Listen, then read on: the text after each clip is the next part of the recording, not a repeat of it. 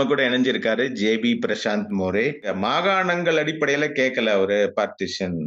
ஆமா. Area, Jones அதாவது பகுதிகள், ஜில்லா இந்த மாதிரி இங்கெல்லாம் அடுத்தடுத்து எங்க முஸ்லிம்கள் இருக்காங்களோ, அதெல்லாம் தனி நாடா வேணும் அப்படின்னு கேட்டிருக்காரு அவரு. அதுல தான் அத்தனை பிரச்சனையும் இருக்குது. அத வந்து யாரும் கவனிக்காத விட்டதால ப பல பிரச்சனைங்க ஏற்பட்டுது. இப்ப வந்து மகாத்மா காந்தி வந்து இவரு ஜின்னா வந்து தனி நாடு கேட்கிறாருன்னு சொல்லிட்டு, அதை எதிர்த்து எந்தவித போராட்டமும் பண்ணல. ஃபாஸ்டிங் போல. எந்தவித ஒரு நடவடிக்கையும் எடுக்கல. சும்மா ஸ்டேட்மெண்ட்டே விட்டுக்கின்னு இருந்தாரு. இந்த மாதிரி வந்து முஸ்லீம்கள் கேட்கறத குடுத்துத்தான் ஆகணும். முஸ்லீம்கள் கேட்டாக்கா 8 கோடி முஸ்லீம்கள் கேட்கறத வந்து நம்ம வந்து இல்லன்னு சொல்ல முடியாதுன்னு அவரு ஹரிஜன் பேப்பர்ல கன்டினியூஸா எழுதினுக்கிறாரு. ஒரு பக்கம் வந்து இல்ல நாட்டை பிரிவினைப்படுத்தக்கூடாதுன்னு எழுதுவார் சில சமயத்துல. ஆனா முக்காவாசி நீங்க பாத்தீங்கன்னா ஹரிஜன் பேப்பர்ல முஸ்லீம்களுடைய கோரிக்கைகளை வந்து நம்ம வந்து கொடுத்துதான் ஆகணும். அவங்க கேட்கறது இது அப்படின்ற ஒரு இதுல எழுதுவார் அந்த தோரணையில. அப்புறம் அந்த ஹரிஜன் பேப்பர் சில டாக்குமெண்ட்ஸ்லாம் நான் இதில் ப்ரொடியூஸ் பண்ணிக்கிறேன் புக்கில். நீங்கள் பார்த்தீங்கன்னாக்கா முஸ்லீம்களுக்கு கொஞ்சம் என்கரேஜ் பண்ணுறா போல இருக்கு அவருடைய பேச்சு எழுத்தெல்லாம். அதை விட்டு அது அது மட்டும் கிடையாது. அவர் வந்து ஜின்னா இப்படி கேட்டாரு, என்னடா இது அவர்கிட்ட வந்து மறுபடியும் போய் பேசுவோம், எந்த வித ஒரு இதை எடுக்கல, நடவடிக்கையும் எடுக்கல. முஸ்லிம்க்கு எதிர்ப்பா வந்து இந்த முஸ்லீம் லீக் கேட்கிறாங்கன்னு சொல்லிட்டு அவர் எந்த வித போராட்டமோ எதுவும் ஈடுபடல. அப்படியே சரி அவர் கேட்கிறாரு, முஸ்லிம் நினைச்சாக்கா நம்ம தடுக்க முடியாது இப்படி அப்படின்னு தோரணையில் அவர் எழுதியிருந்தார். ஜின்னாவுக்கு இது வந்து பலத்த என்கரேஜ்மெண்ட் போல ஆயிடுச்சு. அவர் அப்பவே எதிர்த்து அதை பத்தி ஒரு போராட்டம் பண்ணி பாஸ்டிங் பண்ணி தான் பாஸ்டிங்ல பெரிய வல்லுநர் பண்ணிக்கின்னு ஏதாவது கருத்து இருக்கிறதுக்கு வாய்ப்பு இருக்கு. அதெல்லாம் ஒண்ணுமே செய்யல.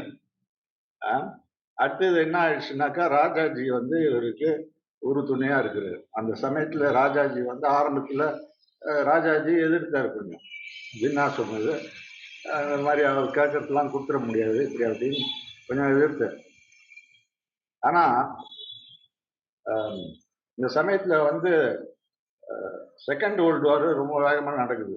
ஜப்பான்காரன் ஜெர்மனி கூட சேர்ந்து பர்மா வரைக்கும் வந்துட்டான். அப்போ ஸ்டாஃபோர்ட் கிரிப்ஸ்ன்ற ஒரு ஒரு பிரிட்டிஷ் கான்ஸ்டிடியூஷனல் ரிஃபார்மரை வந்து வின்ஸ்டன் சர்ச்சில் இந்தியாவுக்கு அனுப்புறாரு ஒரு பிளானோட. எப்படியாவது ஒரு செட்டில்மெண்ட் பண்ணிடுவோம், இந்து முஸ்லீம் செட்டில்மெண்ட் அப்படின்னு பிளானோட அனுப்புறாரு. ஸ்டாஃபோர்ட் கிரிப்ஸ் பிளான் வந்து ஜின்னாவோட பாகிஸ்தானை கொடுக்கல. Areas wise Pakistan it did not give. Stafford Cripps plan பிரகாரம் பாத்தீங்கன்னாக்கா provinces have the right to secede அப்படின்ற ஒரு கிளாஸ் ஒன்று போடுறாரு. Provinces have the right to secede. So ஜின்னாவுக்கு இது வந்து ஆதரவா இல்லை. ப்ராவின்சஸ்னா அவர் போடல, அந்த லாகூர் ரெசல்யூஷன்ல ப்ராவின்சஸ் என்ற வார்த்தையை யூஸ் பண்ணல, ஏரியாஸ் தான் யூஸ் பண்ணிக்கிறாரு. ஏன்னா பொதுவான மாகாணங்கள்ல முஸ்லிம்கள் பெரும்பான்மையா இல்லையா? ஏன் அவர் அத மாகாணங்கள் அடிப்படையில் அப்ரோச் பண்ணல அவரு? அதுதான் அவரு செஞ்ச ஒரு தவறுன்னு நான் நினைக்கிறேன். அது ஒரு தவறு. அதை நீங்க பாக்குறீங்க. இப்போ பாருங்க, இப்போ வந்து ஸ்டாஃபோர்ட் கிரிப்ஸ் ஒரு புது எலிமெண்ட் உள்ள கொண்டு வருது. ப்ராவின்சஸ் வந்து செசிட் பண்ணலாம். இப்போ ஜின்னா வந்து அப்பதான் முழிச்சுக்கிறாரு. ஐயோ ப்ராவின்சஸ் செசிட் பண்ணலாமா, அது நான் ஏரியாஸ் தானே கேட்டேன் அப்படின்ற ஒரு லா ரெசல்யூஷனை மாத்தி அமைக்கிறதுக்கு வழியே கிடையாது. அதனால வந்து அதுல இருந்து அவருக்கு ரொம்ப கன்ஃபியூஷன் ஆயிடுச்சு. என்னடா இது ஏரியாஸா ப்ராவின்சஸா, அதை பத்தி அவர் பேசுறது கிடையாது ஜின்னா. அவர் கம்முனுக்கிறாரு. சரி ஏரியாஸ்னா ப்ராவின்சஸ் நினைச்சீங்கன்னா சும்மா பேசாம இருக்கிறாரு. இந்த சமயம் பார்த்து இது வந்து ஸ்டாஃபோர்ட் கிரிப்ஸ் மார்ச் 1942 இந்தியாவுக்கு வர்றாரு. இந்த பிளான் எடுத்து ராஜாஜி இந்த பிளானுக்கு ஆதரவு, முழு ஆதரவு ஸ்டாஃபோர்ட் கிரிப்ஸ் பிளானுக்கு. அவருக்கு தெரியும் எந்த ப்ராவின்ஸும் வந்து எந்த ரெஃபரண்டம் வச்சாலும் வந்து மெஜாரிட்டி ஓட்டு செசஷனுக்கு கிடைக்காது என்ற இதுல வந்து அவர் வந்து இந்த பிளானுக்கு ஆதரவு. ஆனா Congress high command led by Mahatma Gandhi, Jawaharlal Nehru, everybody were against this plan. But Rajaji was for the plan. இப்போ suddenly Rajaji, very next month after Stafford Cripps came to India, அதாவது மெட்ராஸ் லெஜிஸ்லேச்சர் காங்கிரஸ் லெஜிஸ்லேச்சர் பார்ட்டியை கூப்பிட்டு எல்லாம் அவரோட இன்ஃப்ளூயன்ஸ்ல இருக்குது அந்த சமயத்தில். Rajaji, K Santhanam, P Subbarayan, TSS Rajan, இந்த மாதிரி சில மெட்ராஸ் எம்எல்ஏஸ் இவங்கெல்லாம் கூப்பிட்டு ஒரு ரெசல்யூஷன் பாஸ் பண்றாரு. In this resolution Rajaji says that we have to concede Pakistan on the basis of areas. நல்லா நோட் பண்ணீங்க, on the basis of areas. First Rajaji தான் வந்து கன்சீட் பண்றார், ஏரியாஸ் பேஸ்ட் பாகிஸ்தான் கன்சீட் பண்றார். மெட்ராஸ் காங்கிரஸ் வந்து பாகிஸ்தான் உருவாகிறதுக்கு ஆதரவா இருக்கு. ஆதரவு மெட்ராஸ் லெஜிஸ்லேச்சர் பார்ட்டி, எம்எல்ஏக்கள் காங்கிரஸ் பார்ட்டி அதுக்கு ஆதரவா இருக்குது. அது வந்து ஒரு ரெசல்யூஷன் பாஸ் பண்ணி இந்த மாதிரி வந்து ஜின்னா கேட்கிறாரு, இதனால பெரிய நாட்டில் குழப்பம் ஏற்படும், அதனால ஜின்னா கேட்கறத நம்ம கொடுத்துருவோம், அதுக்கு முன்னாடி நம்ம நேஷனல் கவர்மெண்ட்னு ஒன்று ஃபார்ம் பண்ணி அதுக்கப்புறம் வந்து அவர் கேட்கறத வந்து நம்ம பிரிச்சு கொடுத்துடலாம் அப்படின்னு வந்து அவர் ரெசல்யூஷன் போட்டார். First the Congress top Congress leader still in the Congress, top Congress leader lieutenant of Gandhi conceding Pakistan. Gandhi வந்து he did not outrightly dismiss Rajagopalachari. Rajagopalachari conceding Pakistan. Gandhi was not opposing it fully, but the others were opposing. Jawaharlal Nehru, Maulana Azad, Rajendra Prasad, Patel, everybody are opposing Rajaji for having passed such resolution, and they want to take அவர் எதிர்த்து நடவடிக்கை எடுக்கணும்னு Congress high command வந்து நேருவோடைய இன்ஃப்ளூயன்ஸால முடிவு பண்ணிட்டாங்க. இப்போ இந்த ராஜாஜி அதை விட்டு தோட நிக்கல. இந்த ரெசல்யூஷனை he passed it in the Allahabad Congress session next month, May 1942. Same resolution conceding Pakistan according to areas as demanded by Jinnah. So this resolution obviously was defeated in Allahabad. Only they got 17 votes in favor and more than 100 votes against. Jawaharlal Nehru இன்ஃப்ளூயன்ஸால ஒரு counter resolution pass பண்ணி இந்த மாதிரி வந்து நாட்டு பிரிவினைக்கு நாங்கள் ஒருபோதும் ஒத்து போக மாட்டோம் அப்படின்னு ஒரு கவுண்டர் ரெசல்யூஷன் பாஸ் பண்ணி அது வந்து அமோக வெற்றி, அமோக மெஜாரிட்டியோட பாஸ் பண்ணியாங்க. ஆனா ராஜாஜி ரெசல்யூஷன் அடிபட்டு. ஆனா but Rajaji has made his point. தைரியமா தனியா with the support of some southern colleagues like K. Santanam, P. Subbarayan. P. Subbarayan went on a fast for the Congress to accept Rajaji's proposal. Subbarayan. So that is that Subbarayan, you know him, no, from Salem, landlord from Salem. So that is the position. Madras பிரசிடென்சியோட பிரதம மந்திரியா இருந்தவர், காங்கிரஸ் தலைவர். பிற்காலத்துல மோகன் குமாரமங்கலம், ரங்கராஜன் குமாரமங்கலம் அவங்களுடைய அவருடைய மகன், பேரன், அப்படி அவங்க இன்றைக்கு அரசியல்ல இருக்காங்க அவங்க. ஆமா. இப்போ வந்து காங்கிரஸ் ஹைகமாண்ட் வந்து ராஜாஜி மேல நடவடிக்கை எடுக்கிறதுக்கு முடிவு பண்ணியாச்சு நேருடைய உத்தரவுப்படி. இவருடைய ரெசல்யூஷனை கேன்சல் பண்ணிட்டாங்க, மெட்ராஸ் பாஸ் பண்ண ரெசல்யூஷன். இப்போ ராஜாஜி வந்து இப்போ அந்த சமயம் பார்த்து this happen in May, Allahabad resolution, Madras resolution happen in April. Gandhi வந்து இந்த ஜாப்பனீஸ் வந்து செகண்ட் வேர்ல்டு வார் பர்மா வரைக்கும் வந்துட்டான், இன்னும் கொஞ்சம் போனாக்கா இந்தியாவுல வந்துட்டு சுதந்திரம் கொடிய ரெட் ஃபோர்ட்ல ஏற்றுருவான்னு காந்தி என்ன பண்ணிட்டாரு, சரி நம்ம ஏதாவது செய்யணும்னு சொல்லிட்டு குவிட் இந்தியா ரெசல்யூஷன் கொண்டு வந்தது. August 8, 1942. Quit India resolution. That is, the British have to quit India because Japanese are approaching. Rajaji வந்து இதுக்கு பலத்த எதிர்ப்பு. குவிட் இந்தியா இந்த சமயத்துல வந்து பிரிட்டிஷ்காரன் எதிர்க்கிறதுல வந்து ஒன்றும் புண்ணியம் கிடையாது. இப்படி அப்படின்னு பிரிட்டிஷ்காரன் கூட கொலாபரேட் பண்றதை விட வேற வழி கிடையாது. ஜப்பானீஸ்க்கு ஆதரவா நம்ம வந்து பிரிட்டிஷ்காரனை எதிர்க்க கூடாது. காந்தி வந்து அதை பத்திலாம் கவலைப்படல. Quit India resolution, whether British or Japanese, they have to quit India. இதுல ஒரு பாயிண்ட், ஒரு சின்ன ஒரு அனெக்டோட். அதாவது காந்தி வந்து ராஜாஜி இந்த மாதிரி பாகிஸ்தான் கொடுத்துடலாம்னு சொன்னோன்னா, at that time the Hindu Mahasabha leader V D. Savarkar told India is not the private property of Rajaji to be gifted to Jinnah. ராஜாவோட பிரைவேட் ப்ராப்பர்ட்டி கிடையாது இந்தியா. அவர் நினைச்ச சமயத்துல வந்து ஒரு கிஃப்ட் போல ஜின்னாவை கொடுக்கும் அப்படின்னு ஸ்டேட்மெண்ட் சவார்கர். சவார்கர் வந்து பலத்த எதிர்ப்பு ராஜாஜியோட ப்ராஜெக்ட். ஸோ அப்போ காந்தி வந்து என்ன பண்ணிட்டாரு, குவிட் இந்தியானோன்னா எல்லாரையும் பிடிச்சி, காந்தி எல்லாரையும் பிடிச்சி உள்ள போட, பிரிட்டிஷ்காரன் உள்ள போ ஜெயிலில். ராஜாஜி மட்டும் வெளியே கிடையாது. ராஜாஜி அந்த சமயத்துல காங்கிரஸ் ரிசைன் பண்ணிட்டு பிரிட்டிஷ்காரனுக்கு ஆதரவா பிரச்சாரம் பண்றாரு சவுத் இந்தியாவில். பிரச்சாரம் பண்ணிட்டு இந்த மாதிரி வந்து நம்ம வந்து ஜின்னா கோரிக்கையை வந்து நம்ம வந்து ஏத்துக்கணும், அவர் கேட்கிற பாகிஸ்தானை கொடுத்துடணும். இது எதுக்கு இப்படி சொல்றாருன்னு சொல்லிட்டு பல பேருக்கு ஒண்ணுமே புரியல. என்ன இந்த தனிப்பட்ட ஆளு இப்படி கொடுக்கணும்னு சொல்றாரு. ஆனா பெரியார் ராமசாமி அவருடைய தோழர் ஒருத்தர் இங்க தமிழ்நாட்டில் இருக்கிறார். அவர் என்ன சொல்றாரு, ராஜாஜி தொழிலத்துல ஏதாவது விஷயம் இருக்கும் பார்த்து அனாவசியமா நிராகரிச்சுக்காதீங்க, அதை வந்து எக்ஸாமினேஷன் பண்ணி தான் அதை வந்து நம்ம வேண்டாம்னு சொல்ல முடியும், அது வரைக்கும் கொஞ்சம் நிதானமா இருக்கும்னு பெரியார் ராமசாமி சொல்றாரு. ராஜாஜி அவருடைய பிரின்சிபல்ல இருந்து பின் வாங்கவே கிடையாது. இவர் என்ன ஆச்சுனாக்கா, காந்தி வந்து பிரிசன்ல இருக்கக்குள்ள ராஜாஜிக்கு எப்படியோ அக்சஸ் கிடைச்சிச்சு காந்தி கூட.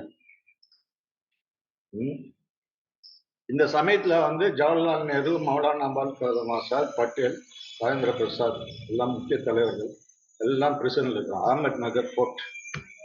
அவங்களுக்கும் ராஜாஜி என்ன செய்யறாருன்னு தெரியல. ராஜாஜி வெளியேறுறாரு. ராஜாஜி காந்தி சந்திச்சு இந்த மாதிரி நம்ம வந்து பாகிஸ்தானுக்கு கொடுத்துட்டோம், ஏரியா வைஸ் பாகிஸ்தான் அப்படின்னு சொல்லிட்டு காந்தியை வந்து எப்படியோ கன்வின்ஸ் பண்ணி வச்சுட்டாரு. Gandhi was convinced by Rajaji to give the area-wise Pakistan to Jinnah.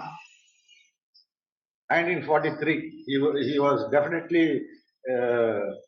he did not come out fully in favor of Rajaji, but he was more or less convinced by Rajaji's arguments regarding Pakistan. அப்போ இது மாதிரி இருக்கக்குள்ள வந்து Rajaji he toured the whole of Tamil Nadu and told that area-wise Pakistan can be given.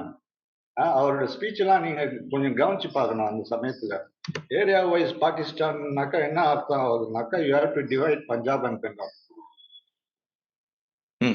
இதுதான் implication. Because there are Hindu majority in Punjab, eastern Punjab, western and in West Bengal there is Hindu majority. So area-wise Pakistan, he saw that Jinnah had made an error in the Lahore resolution. So he told that we will divide area-wise Pakistan, let them take it. On certain conditions, of course, like mutual defense.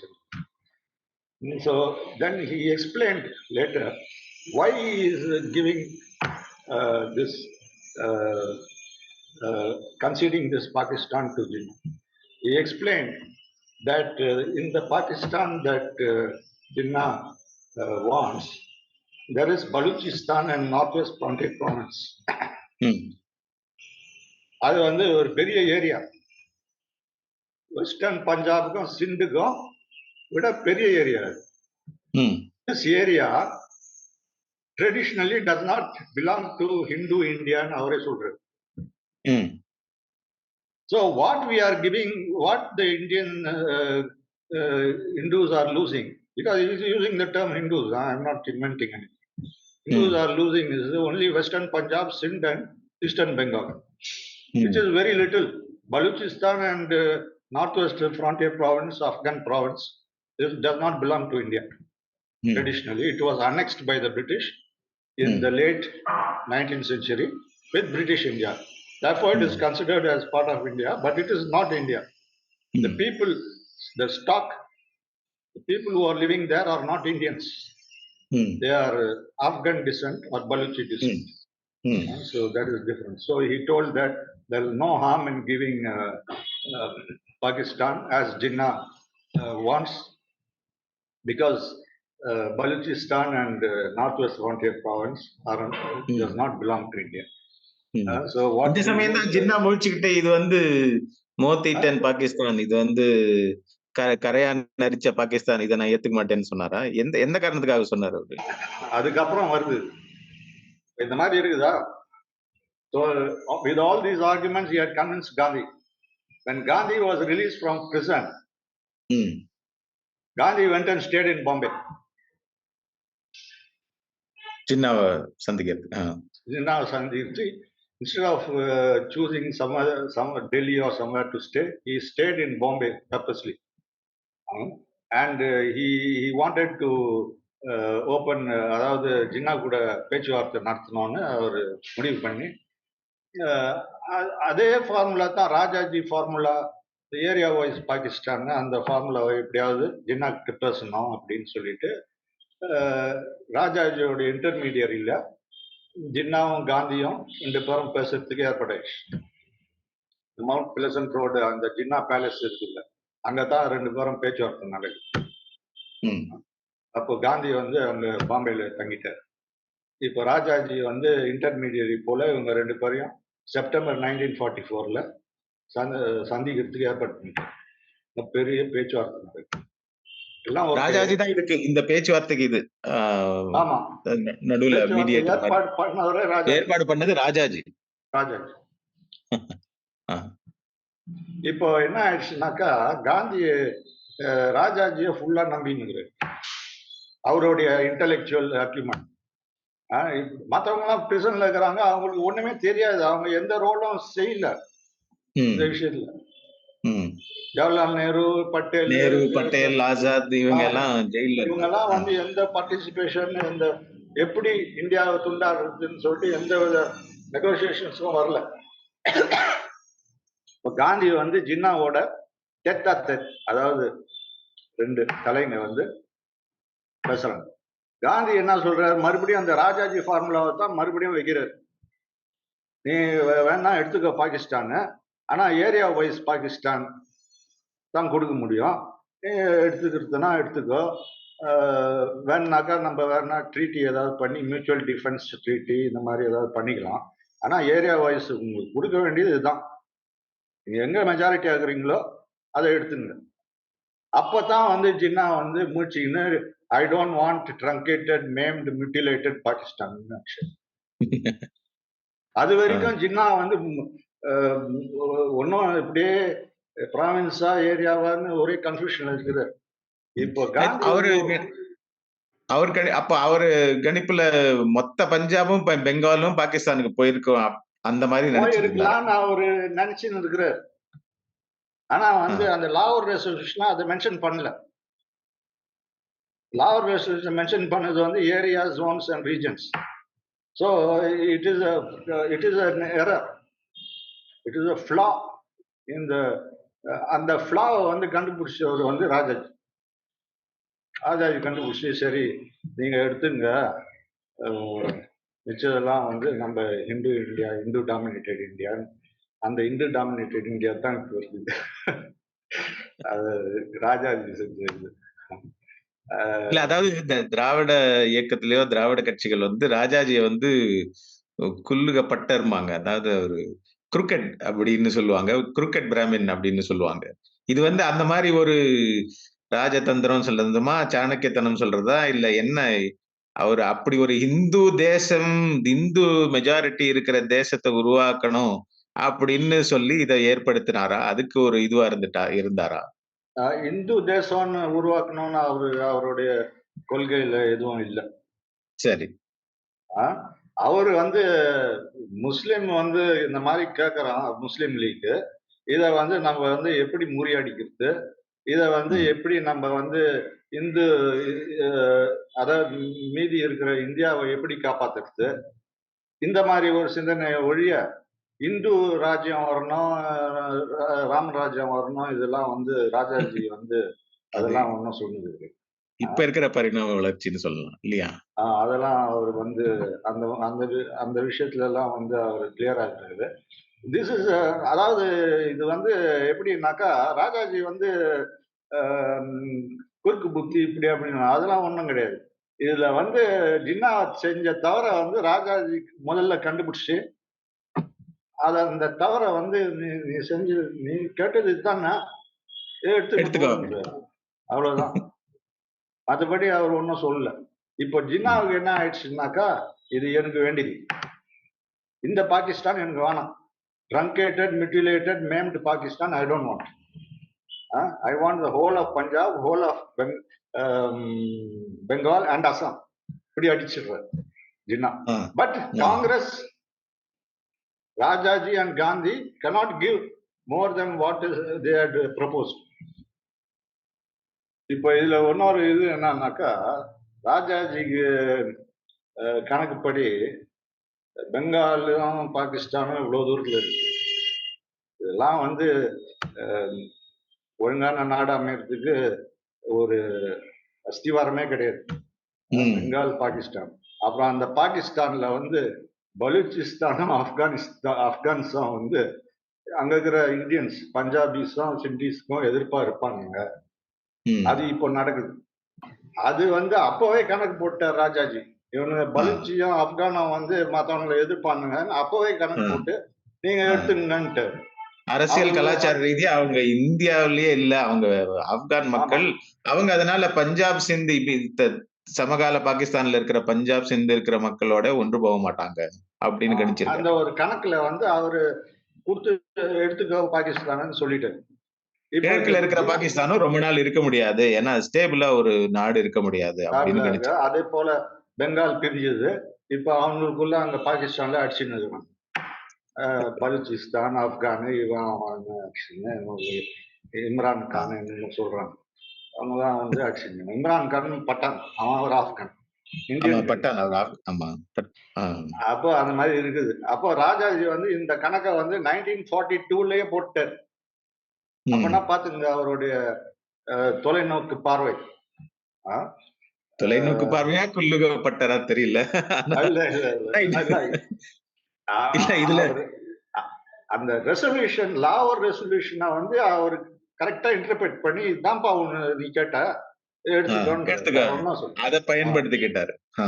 ஆமா அதை பயன்படுத்தி இப்போது நடக்கிற அந்த Hindu majority Hindu பெரும்பான்மை அரசியல்னு சொல்லலாம். இந்துத்துவ அரசியல்னு சொல்லலாம். இந்தியா இந்து நாடு அப்படிங்கிற ஒரு பேச்சு. அந்த மாரி பேச்சு அவங்க பேசாட்டாலும், ராஜாஜி வந்து அப்படி ஒரு அப்படி ஒரு போக்குக்கு அவர் ஒரு முக்கியமான காரணமா இருந்திருக்காரு. சிந்தனை ரீதியா அவர் வந்து இந்துக்கள் சார்பா சிந்திச்சிருக்காரு. காந்தியும் அப்படி அப்படிதான் சிந்திச்சிருக்காரு. செயல்பாடு இருந்திருக்கு. அதனால தான் ஜின்னாவ வந்து ஒரு உத்வேகம் ஆச்சு. அவரு பாகிஸ்தான்றத கையெடுக்கிறாரு அப்படிங்கிறது ரொம்ப தெளிவா சொன்னீங்க. ரொம்ப நன்றி சார். ரொம்ப நன்றி இந்த இந்த பார்வைக்கு. Thank you.